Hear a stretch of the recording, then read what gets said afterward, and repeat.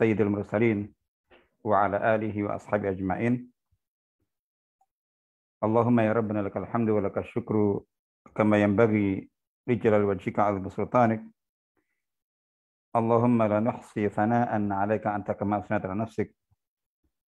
Allahumma ati nufusana taqwaha wa zakka anta khair man zakkaha. Anta waliyuha mulaha. Allahumma ma asbaha bina min ni'matin aw bi ahadin min khalqik faminka wahdaka la syarika lak. Falakal hamdu wa lakal syukr. Allahumma inna asbahna minka fi ni'mati wa afiyati wa sitr. Fa atimma 'alaina ni'mataka wa afiyataka wa sitraka fi dunya wal akhirah. Walhamdulillah amin. Bapak-bapak, ibu-ibu yang semoga senantiasa dirahmati Allah Ta'ala. Alhamdulillah kita bersyukur kepada Allah atas berlimpah nikmat dan rahmat yang senantiasa kita terima. Salawat serta salam juga semoga senantiasa tercurahkan kepada baginda Sayyidina Rasulullah SAW. Semoga kita juga tetap diberikan taufik dan kekuatan untuk selalu bisa istiqamah dalam menapaki sunan ajaran beliau. Baik, mohon maaf tadi ada kendala teknis sehingga terlambat kita mulainya. Tadi kita sudah mulai tapi ternyata ada kendala pada audio. Mudah-mudahan sekarang sudah bisa lancar. Baik, kita bersyukur dipertemukan kembali oleh Allah Ta'ala dalam majelis kajian Selasa pagi pada pagi hari ini, dan kita masih melanjutkan pembahasan kita, kajian kita tentang seri fikih sunatullah, yang pada pagi hari ini kita memasuki pertemuan yang ke-5 insyaallah. Dan subtema yang kita angkat pada pagi hari ini adalah tentang salah satu bentuk hukum sunnatullah. Jadi hukum sunnatullah yang baku yang Allah tetapkan berlaku di dalam kehidupan ini. Dan berlakunya ketetapan hukum sunnatullah ini itu bisa berlaku secara syar'i, juga berlaku secara kauni. Seperti yang kita sudah tahu, artinya bahwa jadi as-sunan ar-rabbaniyah itu atau as-sunan al-ilahiyah, hukum-hukum baku sunnatullah itu ada yang bersifat kauniyah, ada yang bersifat kauniyah, berlaku di dalam kehidupan di alam raya ini semuanya. Dalam konteks manusia, ada yang bersifat istimaiyah.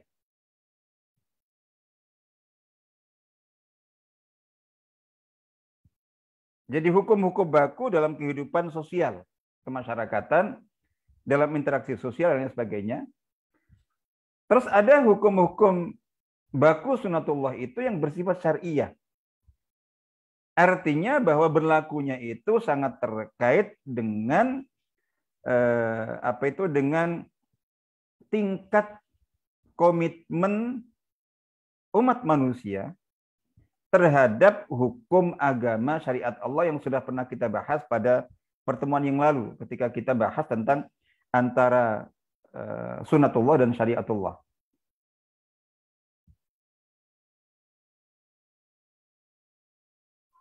Hukum sunatullah yang kita bahas pada pagi hari ini itu terkait dengan sunnatullah fil asbab fil nata'ij wal muqaddimat, fil asbab wal musabbibat atau al musabbabat, yaitu hukum sebab akibat. Adanya keterkaitan antara akibat dengan sebab dengan akibatnya. yang juga biasa dikenal dengan hukum hukum kausalitas, qanun as-sababiyah, bahwa segala sesuatu yang terjadi di alam raya ini, di muka bumi ini, termasuk dalam kehidupan manusia, itu berlakunya itu karena ada faktor penyebab di baliknya. Jadi ada faktor penyebab di baliknya. Di balik peristiwa, di balik kejadian, di balik keadaan, di balik munculnya kondisi, situasi tertentu, di balik apa yang disebut dengan dalam kehidupan manusia itu keberuntungan atau kesialan, nasib baik atau nasib buruk, kesuksesan atau kegagalan, kemajuan atau kemunduran, kekuatan atau kelemahan, jadi sakit atau sehat, kaya atau miskin, dan seterusnya. Jadi kondisi-kondisi itu terjadi karena tunduk pada sebuah kanun, sebuah undang-undang, sebuah hukum dari Allah Ta'ala. Jadi semua hukum Allah Ta'ala yang bernama kanun as-sababiyah. Jadi hukum kausalitas, hukum sebab akibat.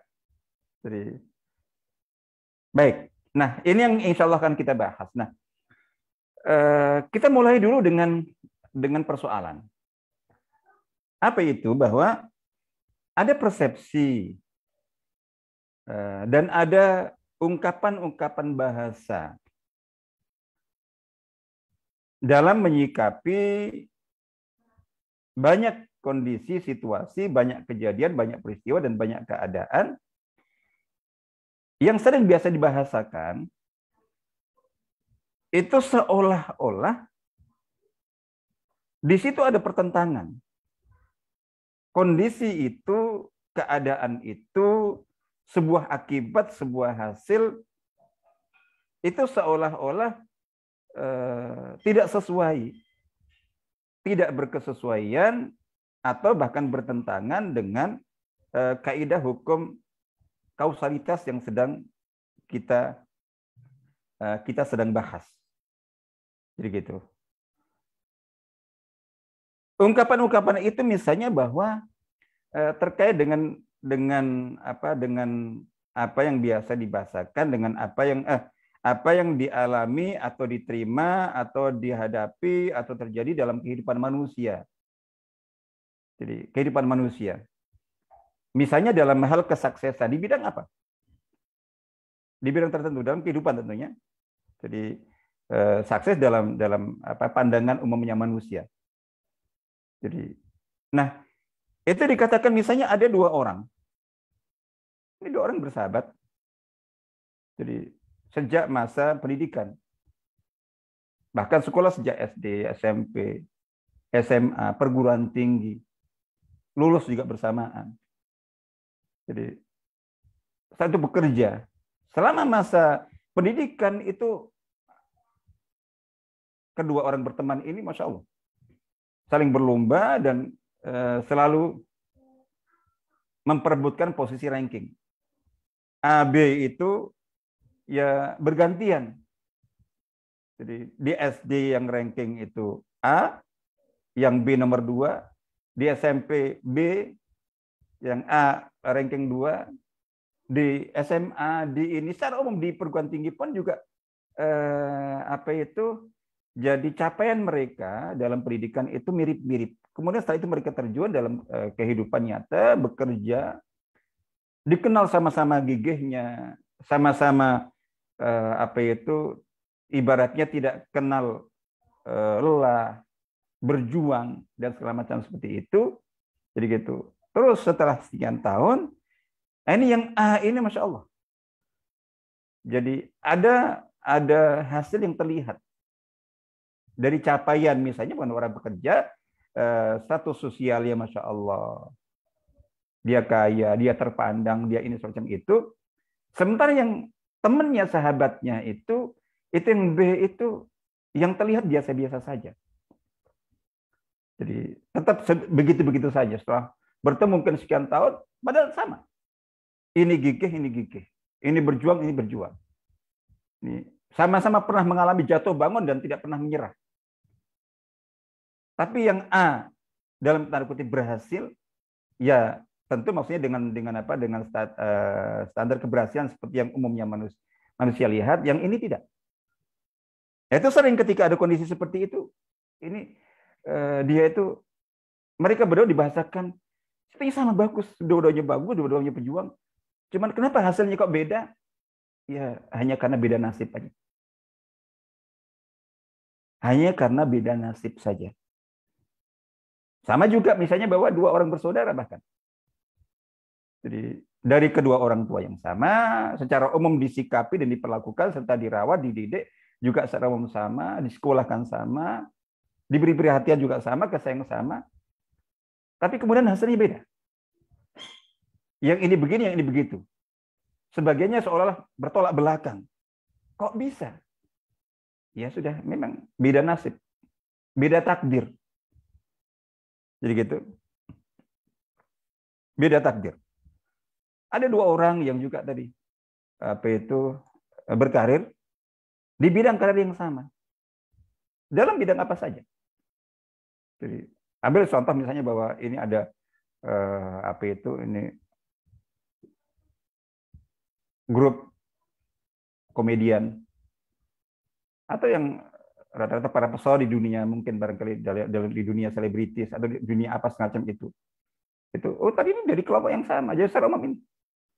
Jadi gitu. Tapi yang terus menanjak karirnya terus. Sementara ini tidak. Padahal Masya Allah, dua-duanya bagus, dua-duanya ini, dan bahkan dalam bidang karir yang ditekuni itu yang dikatakan malah redup dan tidak ini, itu tadi malah lebih bagus aslinya. Tapi malah yang berhasil ini, yang ini tidak. Itu sering dikatakan, oh itu hanya karena beda nasib aja. Jadi artinya segala sesuatu dikembalikan kepada faktor nasib dalam arti takdir. Yang sudah digariskan, yes, memang begitu. Intinya seolah-olah masalahnya itu hanya faktor ketetapan takdir dari sono dan tidak terkait dengan hukum sebab akibat, bahwa ini ada akibat begini, ini akibat baik gitu.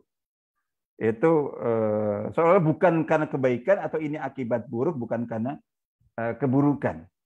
Jadi gitu. Karena yang tampak itu ini sama. Kenapa kok hasilnya berbeda? Kenapa kok ujungnya berbeda? Dan perbedaannya sangat bertolak belakang misalnya begitu. Itu bagaimana? Betulkah seperti itu? Betulkah semuanya hanya karena faktor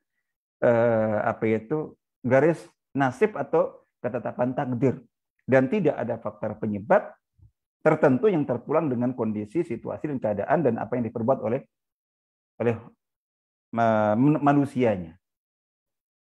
Kondisi lain sering ada hal, misalnya bahwa seseorang tiba-tiba sakit mendadak dan sakitnya langsung keras, bahkan sampai pada tingkatan tidak tertolong. Semua orang tidak menyangka sama sekali. Karena orang ini itu justru dalam hidupnya itu sangat disiplin, menjaga pola makan, rajin berolahraga, menjaga pola hidupnya. Jadi itu ditata Masya Allah. Jadi kerja, istirahat, tidur itu tertata bagus, rapi. Sesuai dengan kaidah-kaidah kesehatan. Tapi kok tiba-tiba sakit keras nggak tertolong. Dikatakan ini sakit tanpa sebab. Atau yang wafat mendadak, meninggal tanpa sebab. Tiba-tiba saja kaget semuanya. Pertanyaannya, betulkah? Betulkah orang sakit, orang sehat, orang meninggal itu tanpa sebab? Kalau masalahnya memang itu sudah takdirnya, sudah jelas. Jadi gitu. Tapi masalahnya ketika itu masalah takdir itu dihadirkan begitu saja, disebut begitu saja, dan seolah-olah menafikan adanya faktor penyebab yang terkait itu dengan kondisi itu. Betulkah ada kondisi begitu? Kalau iya, ya berarti tidak benar dong. ini apa itu hukum kausalitas ini. Itu bagaimana kita menyikapinya. Jadi gitu. Begitu juga sering dalam berbagai kompetisi kehidupan, dalam hal apa saja, itu sering. Seorang, oh ini beruntung, itu kebetulan. Sering dikatakan kebetulan. Jadi kebetulan ketemu si A yang kemudian mengangkatnya. Jadi kebetulan ketemu si B sehingga mengangkatnya. Jadi istilah kebetulan itu tidak salah. Kalau konteksnya itu kita kembalikan kepada dunia manusia. Artinya bahwa sesuatu terjadi tanpa ada kesengajaan, tanpa ada perencanaan dari manusia. Tapi kalau kita kembalikan kepada Allah, sering dikatakan tidak ada yang kebetulan dalam hidup ini.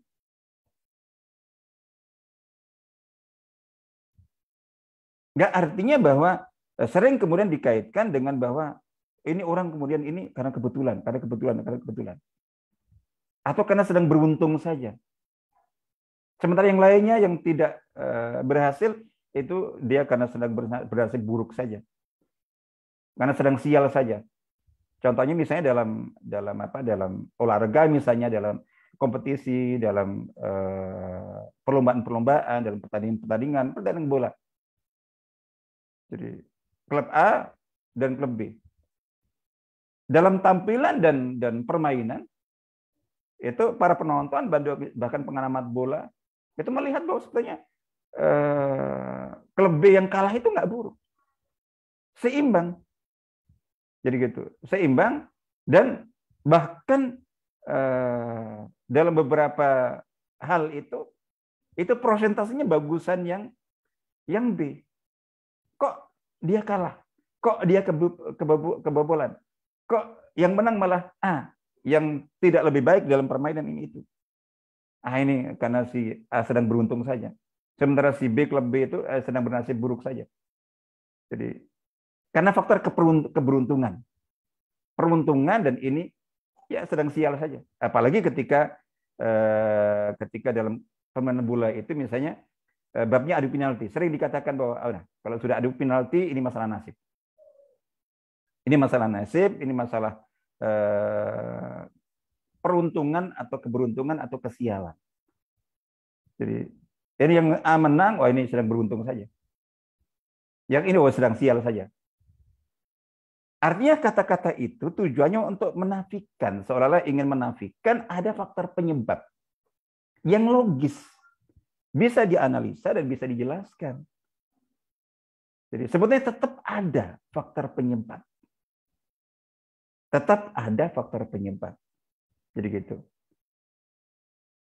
Langsung atau tidak langsung, yang menyebabkan, yang menjadi latar belakang ini berhasil, sukses, jadi unggul, menang, yang ini dalam tanda kutip gagal, kalah, jadi gitu. Jadi tidak hanya faktor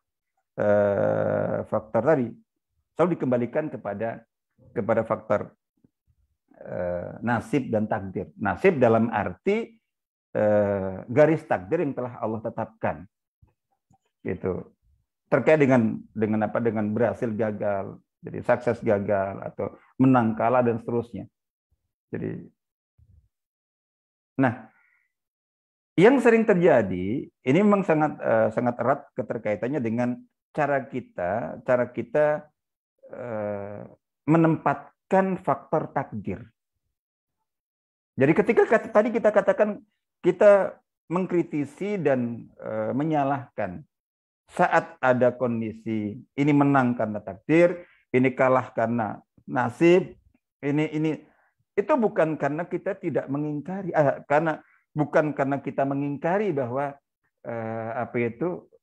faktor penentu utama segala sesuatu itu adalah takdir Allah Ta'ala. Begitu. Segala sesuatu yang terjadi itu pasti takdir Allah Ta'ala, ketetapan Allah Ta'ala. Jadi termasuk garis nasib sudah ada semuanya. Apakah nasibnya akan baik atau buruk, itu kita yakini. Hanya saja yang terjadi, yang salah itu sering apa itu? Orang itu salah meletakkan. Jadi meletakkan faktor takdir itu kapan dihadirkan, kapan dimunculkan. Jadi ketika dalam segala sesuatu terus kemudian kita katakan ini karena takdir, itu kacau kehidupan. Itu salah. Belum apa sudah takdir. Ini karena takdir. Jadi gitu. Ini masalah nasib. Nasib, takdir itu kapan kita hadirkan, kapan kita munculkan, itu di bagian paling akhir. Jadi kita menghadirkan faktor nasib dan takdir Allah itu hanya ketika dibutuhkan. Hanya ketika dibutuhkan. Jadi gitu. Seseorang menang dalam sebuah pertandingan, dalam sebuah kompetisi, dia unggul, mendapatkan ranking, segala macam sesuatu itu. Itu bagi yang bersangkutan, itu penting. Penting dia mengingat faktor takdir, bahwa itu semuanya takdir, ketetapan dan Allah Ta'ala. Tujuannya supaya dia syukur, karena kalau tidak dia kufur. Dia akan sombong. Maka dihadirkan faktor takdir itu, kalau Allah, bukan Allah yang membantu, bukan Allah yang mentakdirkan, kamu tidak akan menang. Kamu tidak akan berhasil, kamu tidak akan sukses. Untuk yang bersangkutan. Tujuannya supaya dia tidak sombong, dia tetap tawadhu dan mengembalikan sesuatu kepada Allah untuk tujuan syukur. Karena kalau tidak begitu dia akan kufur. Untuk kebutuhan supaya dia syukur dan untuk supaya tidak kufur, maka dihadirkan itu. Jadi gitu. Begitu juga sebaliknya orang yang gagal. Jadi gitu. Orang yang gagal, orang yang kalah, orang yang dalam terpuruk gitu. Itu tidak langsung. Ini karena takdir. Kapan kita hadirkan takdir, masalah takdir itu adalah itu di akhir sekali, di puncak, di ujung sekali. Jadi gitu. Yaitu saat di mana ketika tidak disebut masalah takdir, tidak diangkat faktor takdir, itu akan terjadi keburukan. Kapan itu? Ketika orang terpuruk kemudian, Masya Allah, menyesal dengan secara berlebihan, sampai akhirnya kemudian terjadi akibat-akibat buruk. Sampai putus asa, bahkan bisa berujung bunuh diri. Nah, di situ faktor takdir perlu dibutuhkan, dihadirkan. Untuk hiburan, untuk menjadi faktor penenang. Untuk supaya dia sabar. Yang tadi supaya dia syukur dan tetap tawadhu, tidak sombong. Yang ini untuk itu. Tapi sebelum kita bicara itu kita saat konteksnya adalah konteks kita berikhtiar, dalam kaidah berikhtiar, dalam kaidah kita berusaha, jadi gitu. Maka yang harus kita hadirkan itu adalah kaidah sebab akibat. Jadi sebelum kita ke masalah takdir, itu kita harus ingat dulu qanun as-sababiyah. Tidak mungkin ini terjadi kekalahan kecuali karena ada faktor penyebabnya.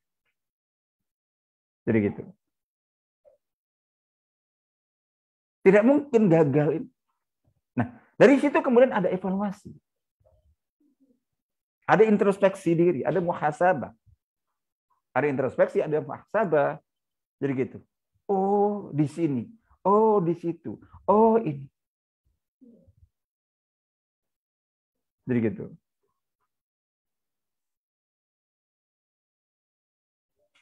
Jadi ada kekurangan. Dan bisa ketahui. Jadi insya Allah begitu. Nah, itu dihadirkan. Baru dihadirkan faktor nasib, faktor takdir itu ketika dibutuhkan. Bagi yang sedang mendapatkan keberuntungan, keberhasilan, kesuksesan, kemenangan, itu perlu dihadirkan itu supaya dia tidak sombong, supaya dia tidak congkak dan angkuh, supaya tetap tawadhu, dan supaya dia syukur. Mengembalikan segala sesuatu yang didapat itu kepada nikmat Allah. Karena Allah Ta'ala, takdir Allah Ta'ala. Nah, itu penting. Jadi gitu. Sebaliknya, bagi yang kalah, bagi yang gagal, bagi yang terpuruk, begitu.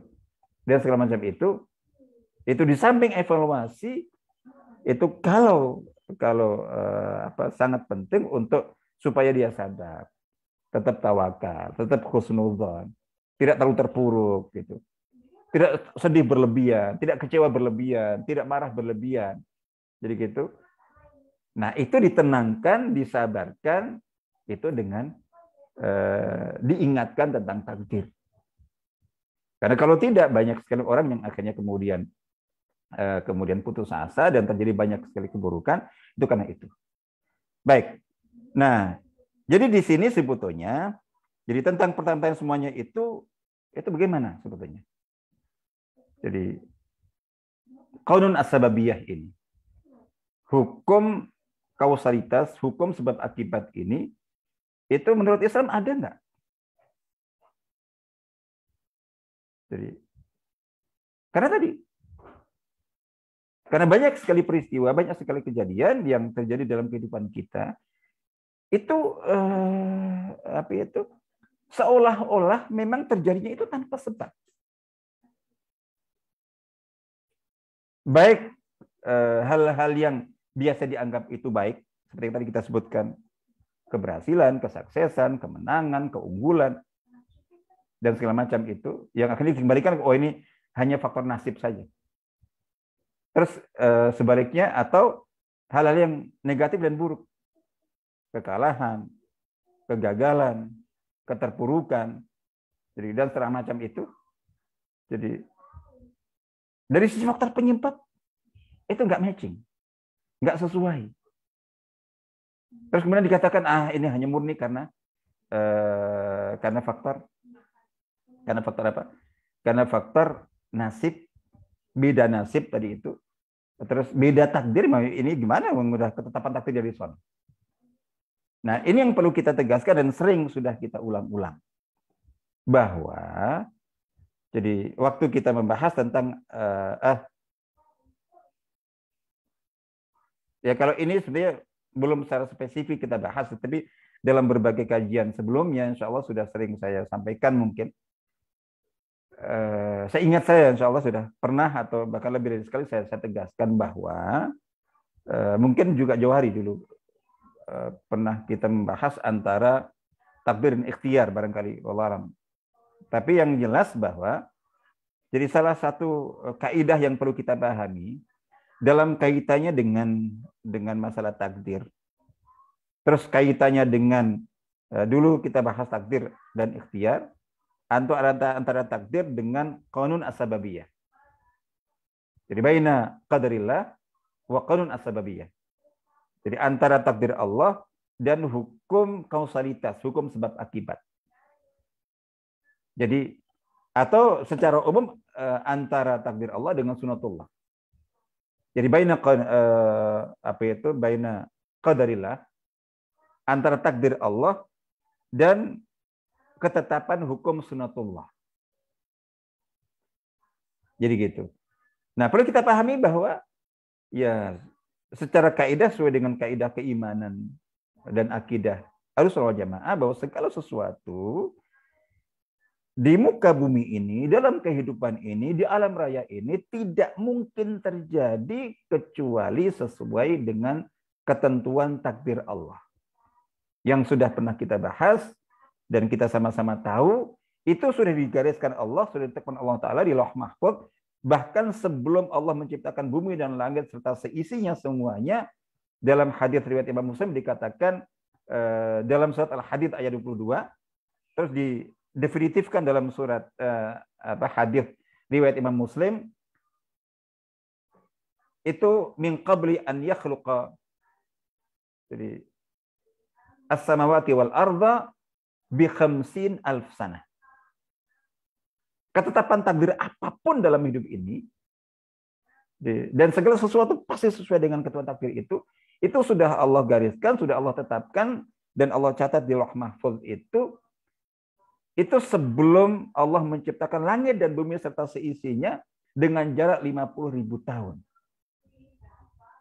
Dan 50.000 tahun ini juga masih serba mungkin. 50.000 tahun itu dengan hitungan tahun kita atau tahunnya Allah. Jadi, dan segala macam. Intinya bahwa dengan jarak 50.000 tahun. Itu sudah. Jadi gitu. Nah, termasuk tadi kesuksesan, kegagalan, apa itu? Jadi kemajuan, kemunduran, kemenangan, kekalahan, semacam itu sudah Allah tetapkan dan sudah Allah gariskan sejak 50.000 tahun sebelum Allah menciptakan langit dan bumi. Tapi yang perlu dipahami bahwa segala sesuatu yang Allah takdirkan, terus kemudian Allah apa itu jadikan dengan kun fayakun yang sudah pernah kita bahas, dengan kun, firman kunnya itu, jadi semua memang sesuai dengan takdir Allah, tapi semua yang Allah takdirkan itu terjadi dan berjalan itu tetap sesuai dengan proses ketetapan hukum sunnatullah. Jadi tetap ada prosesnya, termasuk tunduk kepada hukum sebab akibat. Ini menang, ini kalah, ini sukses, ini gagal. Jadi ini untung, ini rugi. Jadi gitu. Ini sehat, ini sakit. Ini sembuh, naudzubillah, ini meninggal. Itu takdir semuanya. Cuman takdir itu terjadinya itu tetap sesuai dengan proses hukum Allah, yaitu hukum sunnatullah. Ada proses, ada faktor sebab akibat. Tetap tunduk itu. Jadi tetap tunduk. Seseorang menjadi ulama terhebat, menjadi profesor, dokter, segala macam itu takdir Allah. Allah yang sudah menetapkan dia menjadi profesor. Tapi apakah seseorang menjadi profesor lahir langsung jadi profesor? Langsung lahir jadi ulama? Tanpa proses dia belajar, dia tekun, dia sering begadang, nggak kenal lelah, membaca, mengikuti kajian, diskusi, dan segala macam itu. Tetap proses itu. Jadi gitu. Orang sukses menjadi orang kaya atau seperti apa? Dengan kun terus kemudian langsung jadi. Lahir langsung jadi konglomerat. Langsung dari ini. Jadi gitu. Kecuali kalau emang anaknya konglomerat. Tapi kalau itu dari ini, proses. Jadi itu kan diberi. Tetap prosesnya diberi. Tapi kalau tanpa diberi, silahkan pelajari. Silahkan pelajari rahasia orang-orang sukses. Sukses yang bukan karena, ya sukses itu dari usaha. Itu silahkan. Baik dalam dunia apa itu, dalam bidang kekayaan, dalam bidang keilmuan, atau dalam bidang profesi apa, dalam jabatan apa. Mengapa kok yang tadi kita sebutkan? Ini dua orang, dua bersahabat, dua bersaudara, dua berkawan, dua tetangga. Yang tampak kelihatannya itu kok sama-sama pejuang keras, sama-sama pekerja keras, sama-sama tidak mengenal lelah. Ini kok kemudian melejit karir dan apa itu capaiannya, kalau ini kok tidak. Itu silahkan pelajari.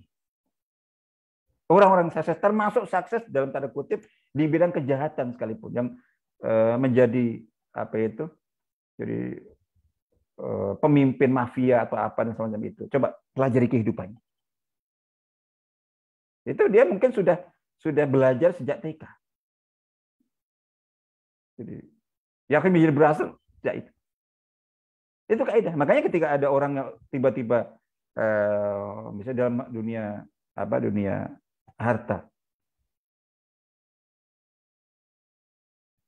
itu orang kok tiba-tiba kaya raya. Jadi kaya raya, jadi rekeningnya Masya Allah. Jadi usianya, umurnya apa itu, jadi 20 sekian tahun, likuran. Itu rekeningnya Masya Allah. Ini. Terus tidak ada rekam jejak perjuangan dalam usaha yang bisa dilihat. Nah itu pasti ada sesuatu. Pasti ada tanda tanya nanti. Jadi Oke. Jadi kalau kita pelajari itu pasti ada rahasia. Kita akan temukan dari kegigihannya, dari pola hidupnya, dari perjuangannya. Yang intinya setelah kita pelajari semua orang yang sukses dan dilacak sejak dari kecilnya, pertumbuhannya, bagaimana apa yang dilakukannya, itu kita akan mengatakan, oh pantas. Jadi awalnya kita sangka hanya karena faktor beda nasib saja, tapi ternyata ketika kita dalami, itu memang pantas.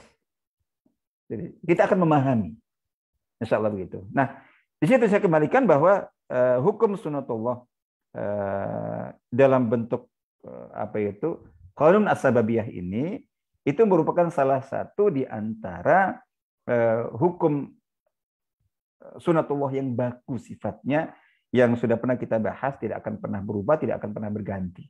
Dan itu berlaku permanen, berlaku menyeluruh, terjadi pada siapapun dalam kehidupan ini. Nah, itu saya contohkan misalnya ditegaskan di dalam salah satu kitab yang berbicara tentang fikih sunnatullah, ditulis oleh salah seorang ulama terkenal, Syekh Dr. Abdul Karim Zaidan. Jadi terkenal dengan kitab-kitab yang sangat banyak. Beliau punya kitab yang berjudul As-Sunan Al-Ilahiyah fil Umami wal Jama'ati wal Afrad fi Syariatil Islamiyah. Jadi sunnatullah. Jadi hukum-hukum sunnatullah, hukum-hukum ketetapan Allah Ta'ala itu tentang umat-umat, tentang kelompok-kelompok, dan tentang individu-individu. Artinya bahwa dalam kehidupan umat, kelompok orang, jamaat maupun individu dalam syariat Islam. Jadi gitu. Nah, beliau di pasal pertama dalam kitab itu khusus langsung berbicara tentang sunnatullah fil asbab wal musabbibat atau al musabbabat. Jadi langsung sunatullah tentang sebab akibat. Ya, sunatullah hukum kausalitas ini, qanun as-sababiyah. Qanun as-sababiyah, hukum kausalitas. Beliau mengatakan di halaman 21, kullu syai'in bisabab. Segala sesuatu itu terjadi karena adanya faktor penyebab. Wa qad dalala al-Qur'anu ala anna kulla syai'in yahdutsu bisababin. Al-Qur'an menunjukkan bahwa segala sesuatu dalam kehidupan ini itu terjadi karena adanya faktor penyebab. Sawa'an kan hadzal hadath yata'allaqu bil jamad aw bin nabat aw bil hayawan aw bil insan. Baik peristiwa itu terjadi pada benda mati, pada tumbuh-tumbuhan, di dunia hewan dan binatang, atau di alam kehidupan manusia. Jadi, aubil ajram as-samawiyah, atau pada apapun yang terjadi di alam langit, di benda-benda langit, planet, jadi bintang-bintang, matahari, bulan dan seterusnya. Berlaku semuanya itu hukum Allah Ta'ala. Awil dhawahir al-kauniyah al-madiyah al-mukhtalifah, atau fenomena-fenomena alam. Fenomena alam, hujan, angin, petir. Terus bencana-bencana itu ada banjir bandang, gempa bumi, tsunami, dan segala macam, semua. Berbagai peristiwa yang terjadi, jadi gitu. Itu dikatakan bahwa berdasarkan dalil Al-Quran, semuanya, segala sesuatu yang terjadi itu terjadi karena adanya faktor penyebab. Jadi faqarun as-sababiyah, hukum kausalitas sebab akibat itu, maksudnya yakni rabtul al-musabbabat bi asbabiha. Jadi mengaitkan hasil buah, jadi akibat dengan faktor-faktor penyebabnya, wan nata'ij bi muqaddimatiha. Jadi hasil akhir dikaitkan dengan dengan sarana-sarananya, dengan faktor-faktor penyebabnya, dikatakan itu hadzal qanun amun syamilun likulli ma fi al-alam.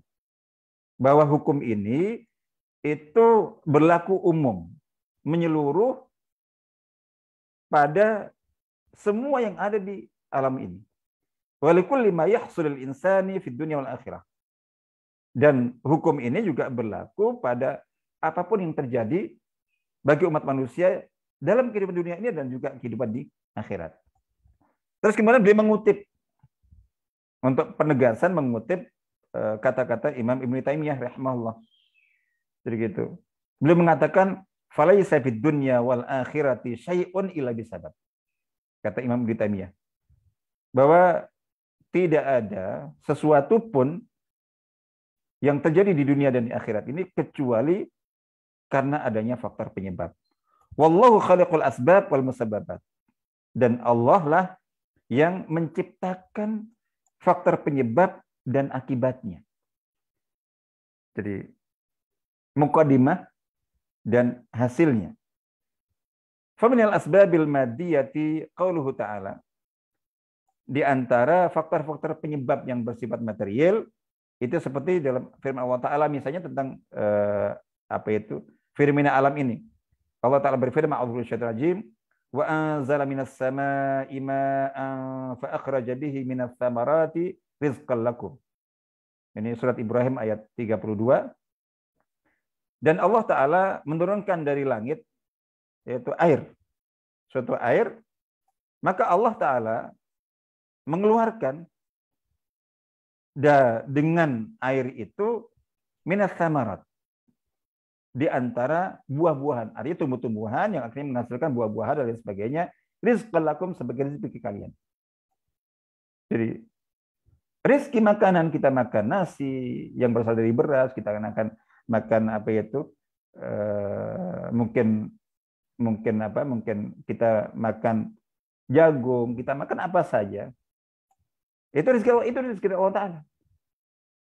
Cuman rezeki berupa nasi, berupa roti, berupa apa saja itu tetap prosesnya melalui itu. Jadi Allah kalau mau memberikan berkehendak memberikan nasi kepada kita atau makanan apa saja kepada kita, udah langsung. Tapi tidak, semua dengan prosesnya. Nah, yang berasal dari tumbuh-tumbuhan itu dengan cara Allah tadi. Allah menurunkan hujan mengenai tanah, akhirnya dengan air yang mengenai tanah yang membuat tanah itu kemudian subur, maka kemudian tumbuhlah tumbuh-tumbuhan. Tumbuhan itu kemudian berbunga dan berbuah, kemudian dari situ hasil didapatkan. Ini tentang dalam dunia itu, dalam dunia tumbuh-tumbuhan dan juga dan lain sebagainya tanaman. Itu di antaranya dan banyak yang lainnya lagi. Wa minal asbabil ma'nawiyah, adapun di antara faktor-faktor penyebab yang bersifat maknawi dalam konteks ini bukan materi tapi immateri. Jadi kalau ini tadi material, ini immaterial. Jadi dalam bidang nilai itu Allah Ta'ala berfirman misalnya ini yang kita katakan sunnah syar'iyah. In tattaqullaha yaj'al lakum furqana. Jika kalian semuanya bertakwa kepada Allah, niscaya Allah memberikan kepada kalian furqana. Jadi furqana itu garis pembeda antara hak dan batil, benar dan salah dan semacam itu. Itu Allah akan berikan jika kalian takwa. Dalam ayat lain Allah Ta'ala menegaskan wa may yattaqillaha yaj'al lahu makhraja wa yarzuqhu min haitsu la yahtasib. Barang siapa yang bertakwa kepada Allah Ta'ala, maka Allah pun akan menjadikan memberikan untuk dia jalan keluar untuk masalah-masalahnya. Jadi gitu. Dan memberikan dia rizki yang tidak dia duga, yang tidak dia sangka. Itu dalam konteks takwa kepada Allah. Baik.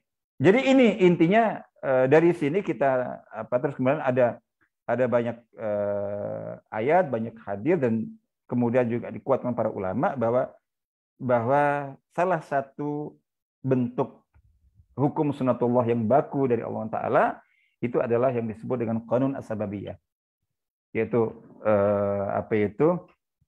rabtu adanya alaqah yang sangat kuat yang bersifat kausalitas antara akibat dan faktor penyebab. Jadi segala sesuatu ada faktor penyebabnya. Jadi ada akibat baik, akibat baik itu berarti ada faktor penyebab baik. Ada akibat buruk berarti ada faktor penyebab buruk. Dalam bidang apa saja. Jadi baik itu secara syar'i maupun dalam kehidupan secara umum. Jadi gitu. Baik. Nah, di sini lalu bagaimana kita menyikapi hal-hal, peristiwa-peristiwa, kejadian-kejadian yang tadi kita sebutkan menang kalah. Jadi gitu, apa itu sukses gagal, kuat lemah, maju mundur dan segala macam itu yang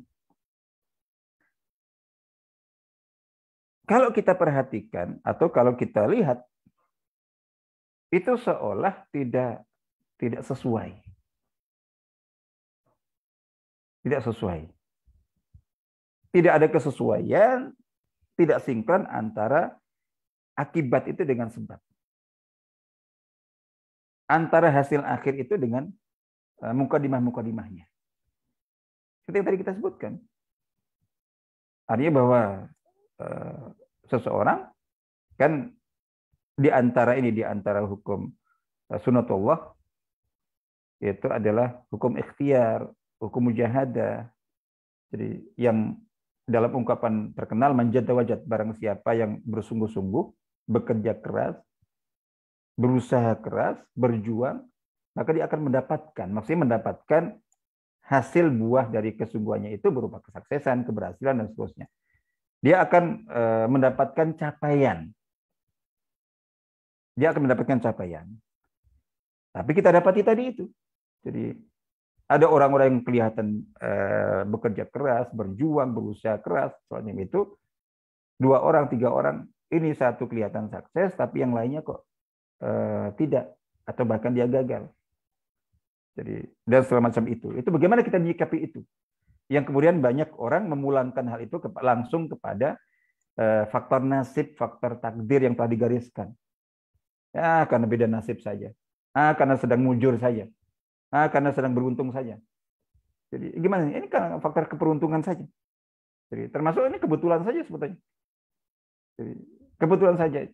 Nah, betulkah hal seperti itu menyalahi dan bertentangan dengan kaidah hukum sunatullah yang sedang kita bahas, yaitu qanun as-sababiyah. Jadi sebetulnya tidak, karena seperti yang kita sebutkan bahwa qanun as-sababiyah, jadi hukum kausalitas ini, hukum sebab akibat ini, itu tadi kita dapatkan dari kitab Dr. Abdul Qadir Zaidan, ditegaskan oleh kutipan dari Imam Ibnu Taimiyah dan juga para ulama mengatakan itu yang lainnya, bahwa hukum sebab akibat, hukum kausalitas itu benar adanya, dan itu salah satu faktor, salah satu bentuk hukum sunatullah. Dan kita sudah berbicara sebelumnya bahwa salah satu karakteristik hukum sunatullah, jadi hukum kata Allah Ta'ala yang kita katakan sunnah rabbaniyah, sunnah ilahiyah, itu tetap, itu baku dan berlaku umum, menyeluruh, global. Jadi gitu. Nah, terus bagaimana kita menyikapi hal seperti itu, fenomena seperti itu? Jadi di mana banyak peristiwa, banyak kejadian, banyak keadaan, banyak akibat. Itu yang kita dapat dalam kehidupan ini, itu tampaknya kok tidak sinkron, tidak matching. Jadi tidak sesuai antara hasil ini dengan sebabnya, dengan mukadimahnya, antara akibat ini baik atau buruk itu dengan faktor penyebabnya. Nah, ini ada beberapa catatan pengingat. Yang pertama, sebenarnya segala sesuatu yang terjadi, yang tadi kita sebutkan itu, yang kita atau yang diduga atau dianggap terjadi tanpa ada faktor penyebab, sehingga kemudian langsung begitu saja dipulangkan kepada faktor nasib, faktor garis nasib, dan faktor ketetapan takdir Allah Ta'ala. Diambil gampangnya saja. Betulkah seperti itu? Faktanya tidak benar. Yang terjadi itu adalah karena kita tidak tahu. Jadi orang sakit, sakit mendadak. Dan langsung Masya Allah sakitnya berat. Sanamakumullah. Terus kita, enggak, ini tanpa sebab. Bahkan yang tadi meninggal, kita enggak tahu. Jadi mendadak sekali dan tanpa sebab. Padahal dia, Masya Allah. Jadi dia itu sangat disiplin, hidup sehatnya Masya Allah, luar biasa. Panutan selama ini. Tapi kok ini? Terus memang sudah takdir. Oke. Takdir jelas, tapi betulkah bahwa itu tanpa sebab? Betulkah yang tadi itu? Jadi yang bahasa itu tanpa sebab kecuali hanya karena faktor keberuntungan dan semacam itu. Itu tidak benar. Yang benar adalah bahwa pasti ada faktor penyebabnya, hanya saja kita tidak tahu. Atau hanya saja kita belum tahu. Dibuktikan apa? Dibuktikan banyak kasus yang seperti itu. Ketika dianalisa lebih dalam, dikaji lebih dalam, dipelajari lebih dalam itu, dan dicoba dicari, itu ketemu. Baik dalam bidang penyakit atau apapun, itu ada faktor penyebab. Dan ketemu ada. Oh ternyata ini, oh ternyata ini, oh ternyata ini. Termasuk dalam bidang tadi itu. Kesuksesan dan kegagalan, jadi gitu. Dan segala macam itu. Kemenangan dan kekalahan itu ketika itu sepintas. Kita katakan bahwa enggak, ini murni hanya karena keberuntungan, hanya karena faktor kesialan, seolah-olah keberuntungan kesialan tidak ada faktor penyebabnya. Kecuali memang sudah digariskan di sononya. Kita ingat bahwa takdir Allah dari Allah Ta'ala. Tapi sunatullah itu juga hukumnya Allah. Dan hukum kausalitas itu salah satu hukum Allah. Di antara hukum ketetapan dari Allah tidak ada yang bertentangan, tidak ada yang kontradiktif. Tidak mungkin. Semua serba sinkron. Jadi gitu. Nah, sehingga ketika ada kondisi-kondisi, situasi, keadaan, menang, kalah, sukses, gagal, dan semacam itu, jadi beruntung, merugi, itu kalau bahwa ini memang nasib yang sudah digariskan dan kemudian itu sudah selesai. Mafruq minhu kita selesai. Tapi di saat yang sama, seperti yang tadi kita sebutkan, bahwa ketetapan takdir itu tetap berlakunya dan terjadinya itu tetap sesuai dan mengikuti ketentuan hukum sunatullah. Tetap ada prosesnya. Dan sebuah akibat tetap ada faktor penyebabnya. Hanya saja itu ada faktor-faktor penyebab itu yang dengan mudah bisa kita mengetahuinya. Tapi tidak sedikit, banyak, atau bahkan yang lebih banyak itu faktor-faktor penyebab yang kita tidak tahu. Jadi sehingga kita katakan itu misalnya tanpa sebab. Itu maksudnya tanpa sebab yang kita ketahui. Bukan karena betul-betul tanpa sebab, pasti ada sebabnya. Dan ini penting. Ini penting. Bukan kita mengingkari takdir, tapi maksudnya ketika kita di posisi yang tadi itu, di posisi kalah, di posisi rugi, di posisi gagal, di posisi lemah, di posisi sakit.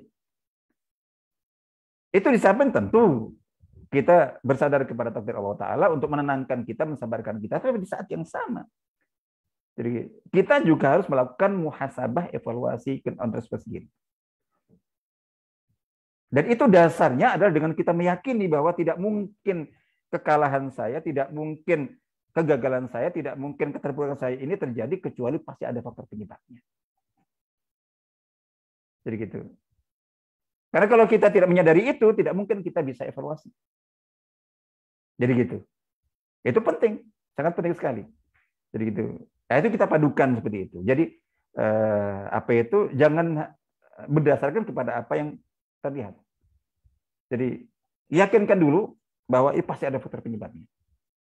Pasti ada faktor penyebabnya. Nah, dari situ kita akan menggali. Karena kalau kita tidak mengatakan itu, sudah takdir apalagi sudah. Akhirnya tidak ada evaluasi, tidak ada pembelajaran di situ. Jadi gitu. Tapi ketika kita yakin bahwa pasti ada faktor penyebabnya, dan kita mengatakan itu karena ini. Karena hukum sunatullah ini tidak berubah. Tidak mungkin tanpa faktor penyebab. Jadi gitu. Sehingga kita yakinkan itu. Nah, dari keyakinan itulah maka kemudian kita akan melakukan upaya pencarian, penggalian untuk menemukan faktor penyebab itu. Jadi gitu. Tujuannya apa? Tujuannya untuk tadi evaluasi dan perbaikan ke depan. Oh, ini ternyata rahasianya. Ini ternyata faktornya dan semacam itu. Jadi, dan itu bisa dilakukan begini, dengan cara begini. Artinya bahwa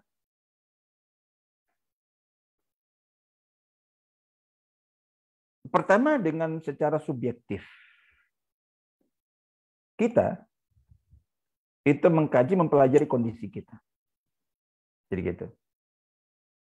Jadi kita coba temukan apa kira-kira masalah, apa kita kira-kira kesalahan. Jadi apa kelemahan yang ada pada kita. Itu fakta ditemukan. Mungkin seandainya kok dari situ belum menemukan. Oh, karena ada begini. Oh, karena kurang begini. Oh, karena ini begini. Kalau seandainya belum ketemukan, coba dilakukan perbandingan. Tadi misalnya tadi. Jadi perbandingan. Ini dalam permainan bola, ini dalam tanding adu penalti, itu saya kira saya kok yakin bahwa para pelatih, manajer, tiap klub itu ketika ternyata dalam adu penalti itu di akhir itu terus kemudian akhirnya kalah. Jadi ada sebagian penendang itu gagal mengeksekusi tendangan penaltinya. Untuk menghibur penendang ketika dia meleset, dia melenceng, dia tidak berhasil memajukan itu betul. Karena dia akan terpukul dan akan sangat buruk itu pada mentalitasnya. Dia dihibur saat itu, saat kecewa itu supaya tidak terlalu terpuruk, tidak terlalu sedih, itu penting diingatkan. Ya sudah, bismillah, ini takdir. Supaya dia menerima, tidak terlalu menyalahkan dirinya sendiri. Itu penting.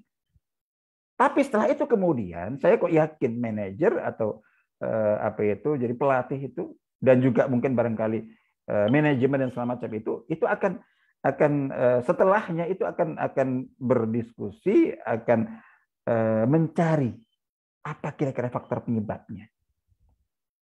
Baik nanti ditemukan, oh ternyata memang salah ini, oh kurang tepat di sini, oh seharusnya di sini, oh seharusnya begitu. Jadi ada, oh ngadepi penjaga gawang itu mestinya bukan dia yang kita pilih. Oh begini, oh begitu. Itu mungkin akan. Nah, seandainya kok kita tidak berhasil menemukan titik lemah, kekurangan, kesalahan atau apa yang menjadi bahan evaluasi dari pendalaman terhadap kondisi objektif yang ada pada internal, itu bisa kita bandingkan dengan pihak lain yang menang itu. Coba. Apa rahasia kemenangan dia? Apa rahasia keberhasilan dia? Rasanya saya merasa sudah prima, sudah bagus semuanya. Jadi gitu.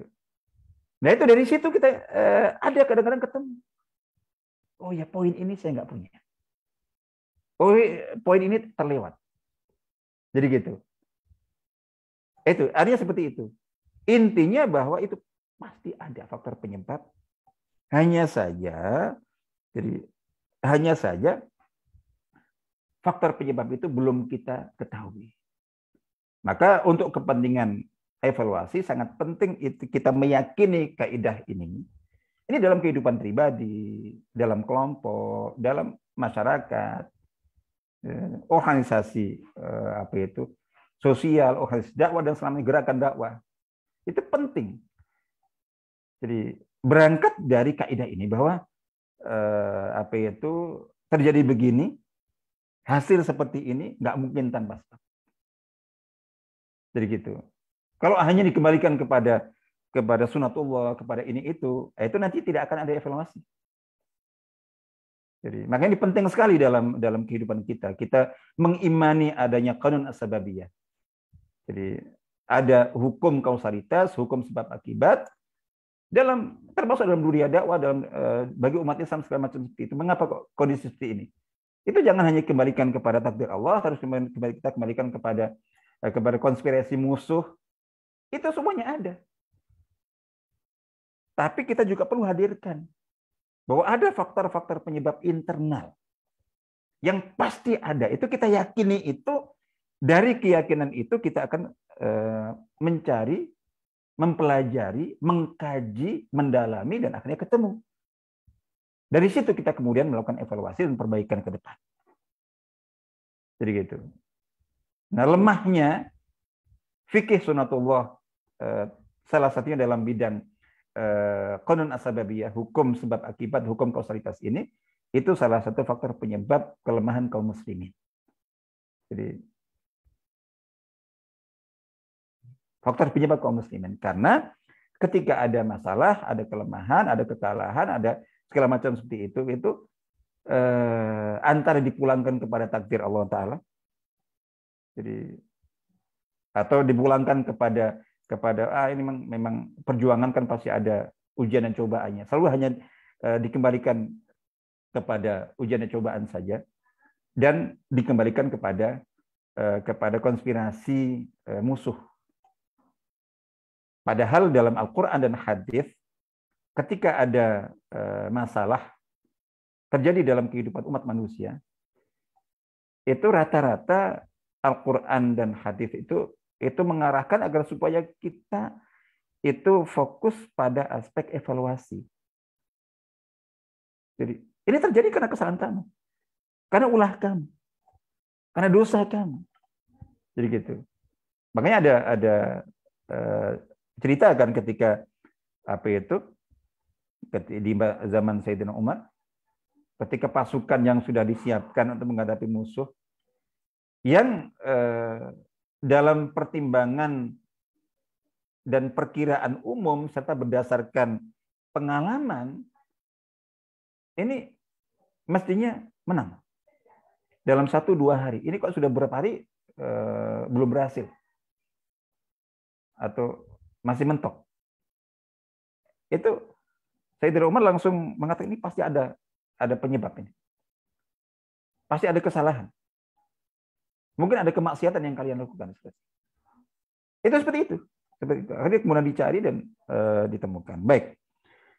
Itu yang pertama. Jadi ini bahwa apa-apa yang tadi yang dikatakan, biasanya dikatakan ini terjadi tanpa sebab, terjadi ujuk-ujuk, terjadi tiba-tiba, tanpa alasan, tanpa sebab, atau kemudian langsung dikembalikan kepada ini hanya faktor beda nasib saja, karena faktor nasib buruk, karena faktor keberuntungan dan lain sebagainya. Itu hakikatnya tidak seperti itu. Semuanya pasti ada sebabnya, hanya saja sebabnya tidak atau belum diketahui. Nah,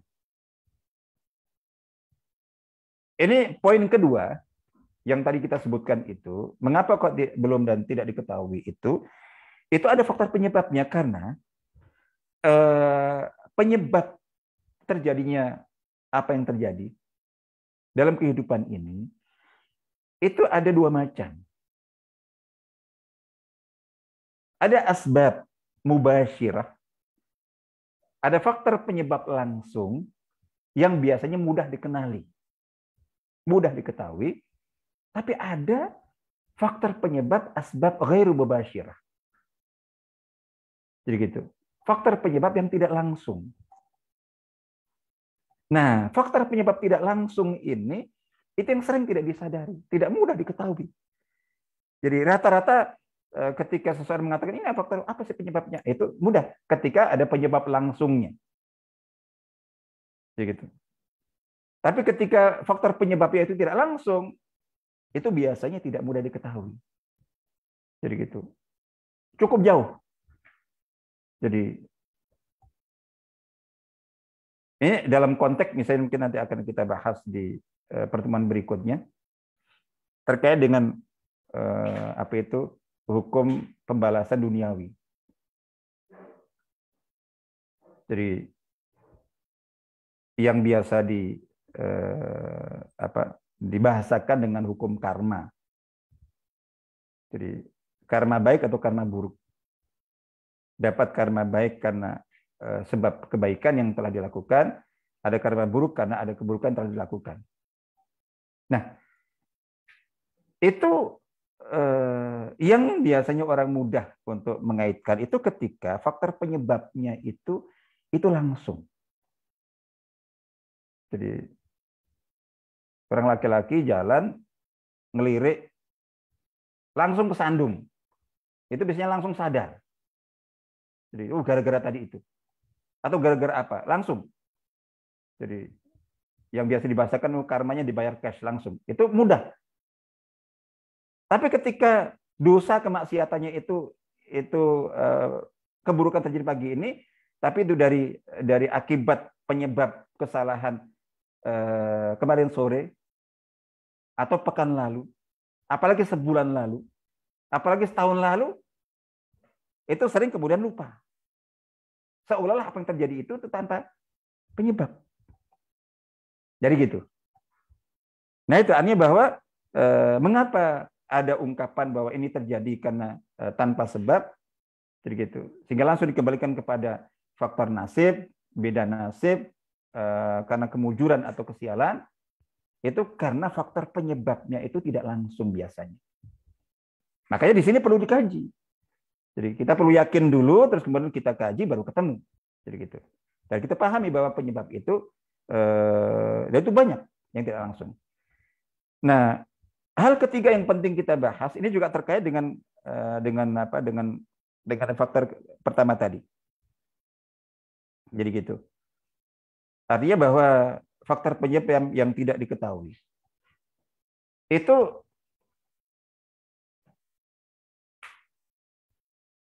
hubungan antara sebab akibat. Akibat begini karena sebabnya begini. Itu antara apa yang dipersepsikan orang, dibayangkan orang, dengan apa yang terjadi itu kadang juga tidak ada kesesuaian. Orang akan mengatakan bahwa ada akibat begini, ada hasil begini, ada buah begini. Terus kemudian, oh ya, karena penyebabnya begitu, itu dalam persepsinya.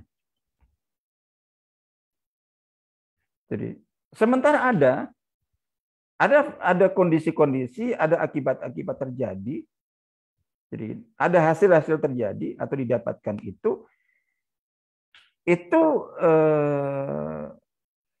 tidak dianggap atau dikira tidak sesuai dengan faktor penyebabnya.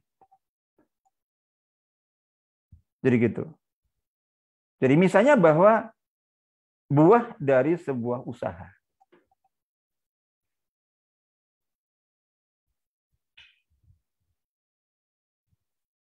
Jadi orang akan rata-rata memahami, misalnya kerja keras dalam mencari rezeki. Itu rata-rata umumnya orang itu memahami orang itu dikatakan berhasil sesuai dengan kaidah man jadda wajad.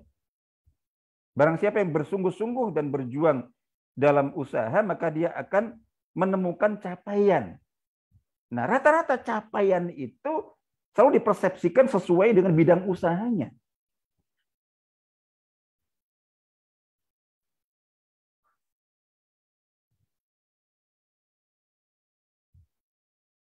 Jadi, mencari rezeki ini berarti dapat rezeki ini.